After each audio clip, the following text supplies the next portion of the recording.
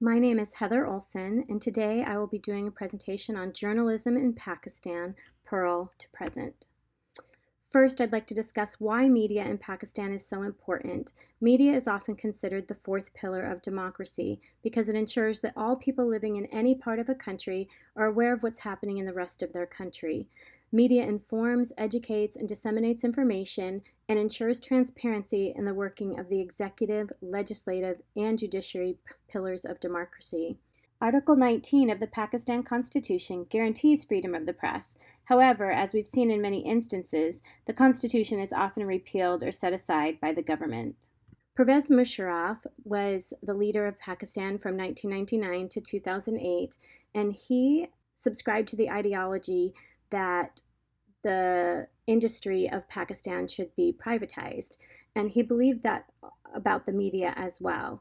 In March 2002, Pakistani government issued the Pakistan Electronic Media Regulatory Authority Ordinance, which allowed TV channels in the private sector. This ordinance allowed Pakistan to go from having 3 state-run channels in 2000 to 89 channels in 2012. Not everyone in Pakistan was happy about this, though. Many conservative groups and terrorist groups were angry that so much information was being given to the people of Pakistan. This led to many clashes between journalists and conservative groups. Daniel Pearl was an American journalist who was tragically kidnapped and executed by Islamic extremists while working as the South Asia bureau chief of the Wall Street Journal. He had traveled to Pakistan as part of an investigation to find the links between Richard Reed, who was the shoe bomber, and the terrorist group Al-Qaeda. And his horrific, barbaric murder was broadcast around the world via the internet, and this brought more attention to the dangers facing journalists in Pakistan. His murderer, Ahmed Omar Saeed Sheikh, was a British national of Pakistani origin, and he was tried and sentenced to death by hanging. This is one of the few times when the murder of a journalist in Pakistan has resulted in an arrest, trial, and death penalty, even though the death penalty was later commuted to life in prison.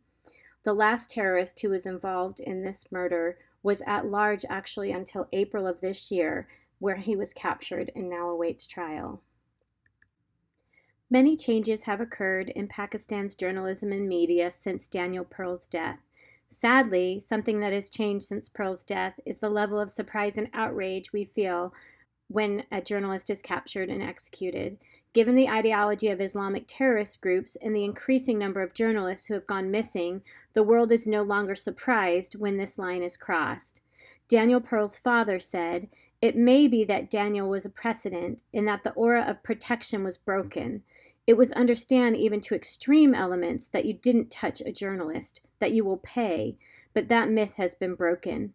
Now they look at the journalist as an agent of a foreign body." However, some positive changes that are taking place in Pakistan's media is the presence of technology and cell phones. Usama Kaji, director of a digital rights organization in Pakistan, said, "Mobile phones are an effective weapon that citizens now have to report on events that are ignored or not accessible to mainstream media. Citizen journalism through mobile phones makes it possible for anyone to document human rights abuses and share them instantly with the world, with many instances of such evidence going viral and inciting swift action from those in government owing to the pressure." There's an old saying, never underestimate the power of the pen. Perhaps in Pakistan, that can be updated to say, never underestimate the power of a tweet, or a Facebook status update, or a photo shared on Reddit of a human rights violation. Technology is changing journalism and putting the power of information back into the hands of the people of Pakistan. However, those who work in journalism still struggle with violence. According to the International Federation of Journalists and Pakistan Federal Union of Journalists, over 100 journalists and media workers have been killed in Pakistan since 2000, and over 2,000 journalists and media workers have been kidnapped, tortured, injured, arrested, detained, or intimidated. Another issue in journalism in Pakistan is the lack of diversity. Less than 5% of journalists in Pakistan are women. Women pursuing a career in journalism face many risks and obstacles, including gender-based harassment and violence, negative attitudes towards women in the workplace, and gender pay gap. Studies show that 1 in 2 female journalists have been sexually harassed in the workplace, and the media portrayal of women in Pakistan has reinforced Pakistan's rape culture.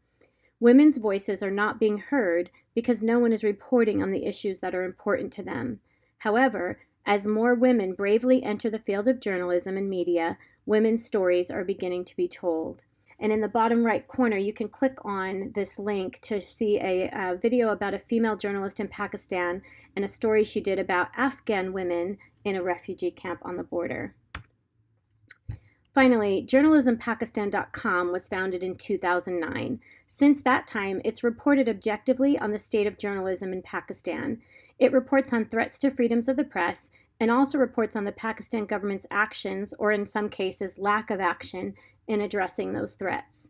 The website also reports on the killings of media workers and journalists, the unjustified firing of staff, salary delays, and other intimidation techniques, and also cases of sexual harassment in Pakistani newsrooms.